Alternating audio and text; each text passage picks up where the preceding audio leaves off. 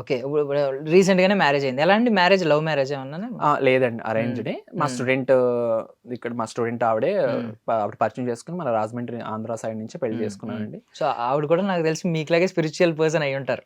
అండి. And main ఏంటంటే నార్మల్గా మేము నార్మల్గా అడుగుతాం కదండి, ఒక మ్యారేజ్ అనేది అంటే ప్రతిదీ అడుగుతాం కదా. ఇప్పుడు నా స్పిరిచువాలిటీ ఇలా ఉంది, ఇలా అన్నాక మీ ప్రొఫెషన్ మీ ఇష్టం అండి, అందులో నాకు ఇబ్బంది లేదు అన్నమాట అందండి. ఇప్పుడున్న జనరేషన్ లో ఎవరు అలా అనరండి. ఇప్పుడు నార్మల్గా చెప్తానండి, ఎవరైనా లేడీస్ అయితే మేము బయటకు వెళ్ళాలి, అలా తిరగాలి, ఇలా తిరుగుదాం, అలా తిరుగుదాం ఆలోచనలు కాకుండా వెంటనే మీ ప్రొఫెషన్ కి రెస్పెక్ట్ ఇస్తుందంటే రేపు మనిషికి ఎంత రెస్పెక్ట్ ఇస్తుంది అనిపిస్తుంది కదండి.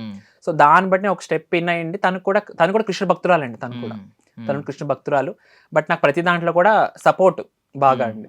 ఒక కార్యక్రమం చేస్తున్నానంటే బాగా సపోర్ట్ నిలబడతారండి నాకు. చాలా భగవంతుడు నాకు నీ కష్టపడడానికి నాకు ఒక అందమైన అర్థం చేసుకుని ఒక అమ్మ లాంటి అమ్మాయిని ఇచ్చాడని ఆనందపడుతున్నాను.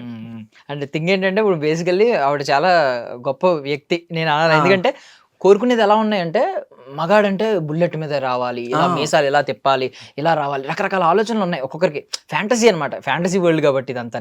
సో ఇలాంటి టైంలో మీ ప్రొఫెషన్ మీ ఇష్టం, మీ బట్టలు మీ ఇష్టం అని చెప్పి ఇలాంటివి చెప్పడం రియల్లీ గ్రేట్ అండి. సీరియస్లీ అండి. ఇప్పుడు ఈ అసలు యాక్చువల్లీ మ్యారేజ్ అనే ఆప్షన్ పెట్టుకోలేదు, కానీ ఇప్పుడు మనం చేసుకుంటేనే మనకు ఒక సంసారం అనేది ఒక దాడితేనే మనకి ముందుకు ఒక స్టెప్ ముందుకు వేయగలం.